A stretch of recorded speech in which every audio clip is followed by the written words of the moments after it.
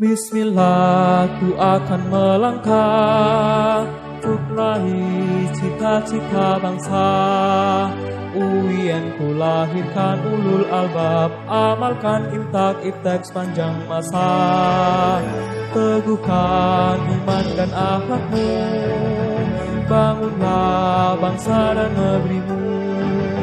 Ikhlaskan segala amal baktimu untuk bekal dunia dan akhiratmu. Bangkitlah wahai mahasiswa, abdikan diri untuk bangsa. Universitas Islam Negeri Malang jayalah untuk selama-lamanya.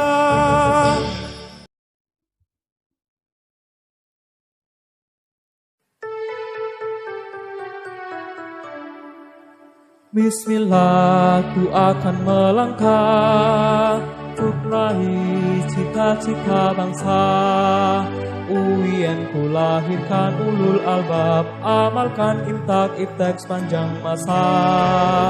Teguhkan iman dan akhlakmu, bangunlah bangsa dan negerimu. Ikhlaskan segala amal baktimu untuk bekal dunia dan akhiratmu. Bangkitlah wahai mahasiswa, abdikan diri untuk bangsa. Universitas Islam Negeri Malang jayalah untuk selama-lamanya.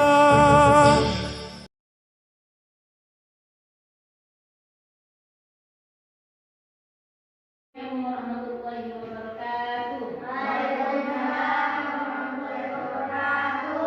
Apa kabar anak-anak? Baik.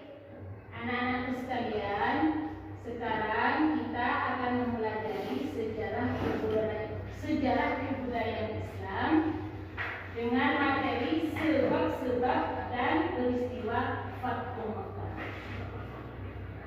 Sebelum pelajaran dimulai, coba Nailun bikin doanya. Sebelum mulai pelajaran, marilah kita bersama-sama doa mulai.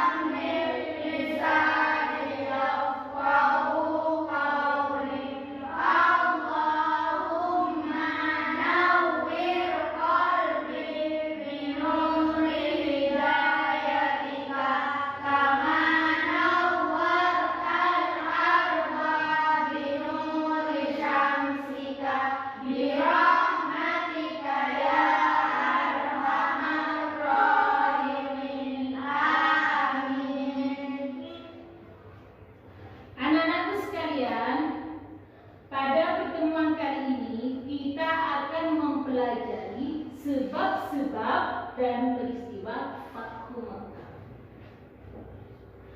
Apakah Fathu Makkah itu? Fathu Makkah adalah pembebasan kota Makkah atau kemenangan di kota Makkah. Adapun yang melatar belakangi peristiwa Fathu Makkah ini adalah pelanggaran perjanjian Hudaybiyah yang dilakukan oleh kaum kafir. Perjanjian Hudaybiyah ini terjadi yaitu pada bulan Dzulqa'dah tahun 6 Hijriah. Nabi Muhammad bersama 1.400 rombongan kaum muslimin berangkat dari kota Madinah menuju kota Mekah untuk melaksanakan ibadah haji dan umrah. Setelah sampai di desa Hudaybiyah, Nabi Muhammad kedatangan rombongan utusan dari kaum kafir Quraisy. Mereka menanyakan maksud dan tujuan dari Nabi Muhammad datang ke kota Mekah.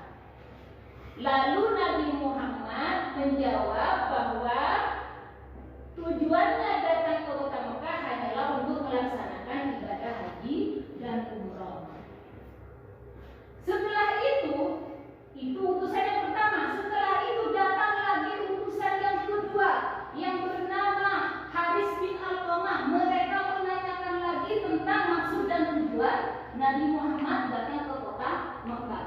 Lalu Nabi Muhammad menjelaskan lagi bahwa tujuannya hanyalah untuk melaksanakan ibadah haji dan umroh. Lalu Nabi Muhammad berkata kepada utusan tersebut untuk menjelaskan kepada tokoh-tokoh kafir Quraisy. Tokoh-tokoh kafir Quraisy tidak percaya. Mereka melakukan utusan yang ketiga yang bernama Urwah bin Mas'ud. Mereka menanyakan lagi maksud dan tujuan Nabi Muhammad datang ke kota Mekah. Untuk agar menjadi tidak salah paham, Nabi Muhammad untuk menjaga terjadi ketidaksalahpahaman, lalu Nabi Muhammad mengutus Utsman bin Affan menemui kaum kafir Quraisy untuk menjelaskan maksud dan tujuan beliau. Tetapi kaum kafir Quraisy tidak percaya. Mereka menyangka bahwa Nabi Muhammad datang ke kota Mekah untuk menyerang kaum kafir Quraisy. Lalu Utsman bin Affan ditahan dan diancam akan dibunuh.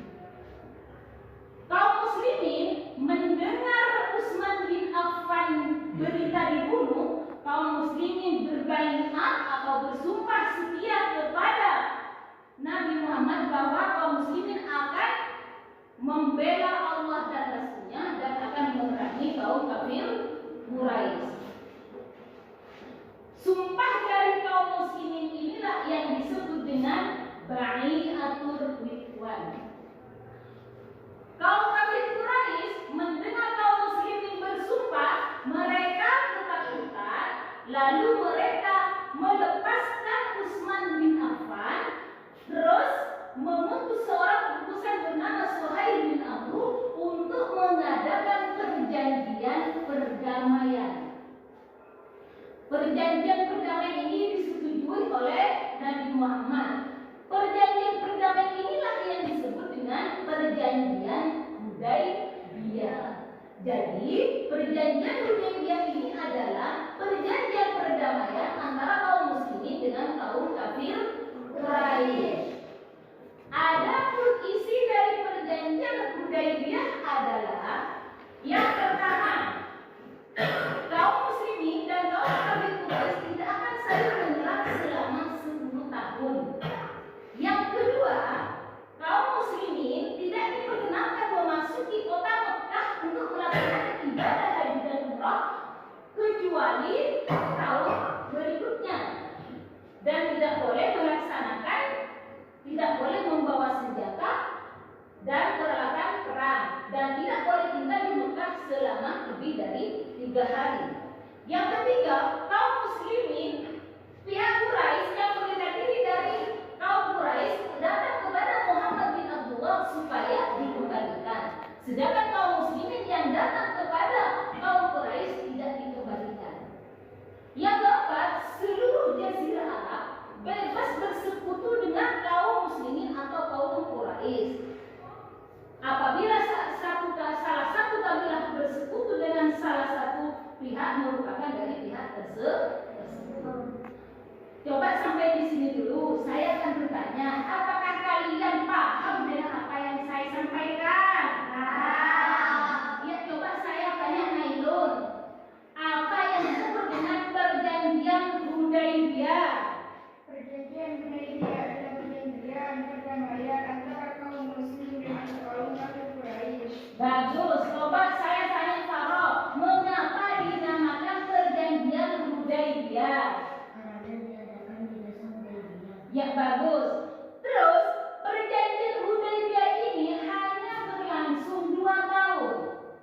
Yaitu hanya berlangsung 2 tahun karena kaum kafir Quraisy sudah melakukan pelanggaran. Dengan apa melanggarnya? Yaitu dengan membantu Bani Bakar menyerang terhadap Bani Sedangkan Bani Khuza'ah ini merupakan kelompok dari kaum muslimin.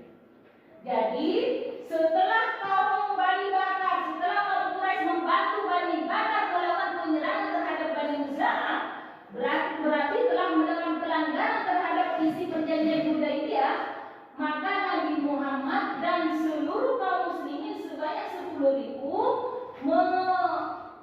mengirim pasukan membantu Bani Khuza'ah untuk menuju kota Mekah untuk mengadakan pembebasan terhadap kota Mekah dari kekuasaan kaum kafir jahiliyah, kaum kafir Quraisy. Sekarang sekalian coba diskusikan. Saya akan bagi 3 kelompok. Kelompok 1, 2, dan 3. Kalian diskusikan sebab-sebab dan peristiwa Fathu Mekah. Sebelum berdiskusi, coba kalian dulu lihat video ini.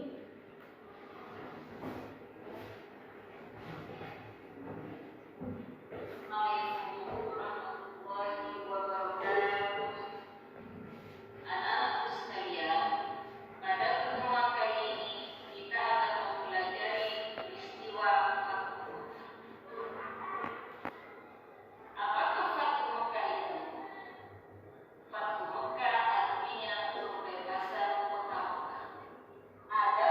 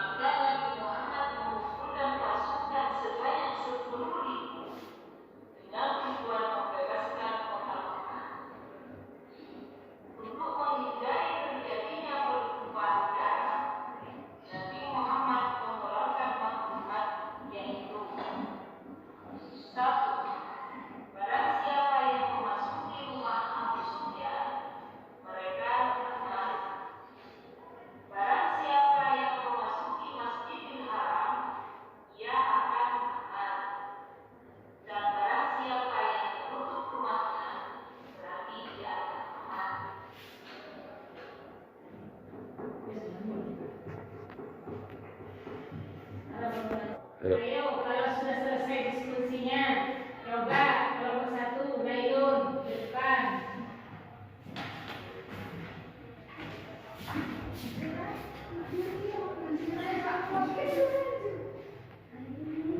Ayo, kalau diskusinya sudah selesai, sekarang presentasikan di depan mewakili kelompoknya. Coba kelompoknya Nailun.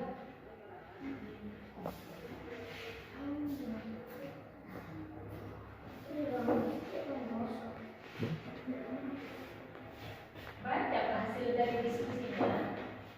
Sebab-sebab masuk Mekah diawali dengan pelanggaran perjanjian Hudaybiyah oleh kaum kafir Quraisy, yaitu dengan membantu Bani Bakar melakukan penyerangan terhadap Bani Khuza'ah, tempat yang dilalui Rasulullah sebelum memasuki kota Mekah adalah Murrul Dahram.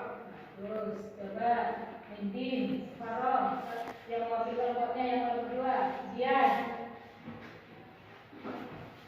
Sudah itu. Gantian. Kelompok, masing-masing kelompok. Sebab-sebab Fathu Mekah diawali dengan pelanggaran perjanjian Hudaybiyah oleh kaum kafir Quraisy, yaitu dengan melakukan penyerangan terhadap Bani Khuza'ah, tempat yang dilalui Rasulullah sebelum memasuki kota Mekah adalah Murrul Dahram. Ya, coba sekarang kelompok 3, Ali.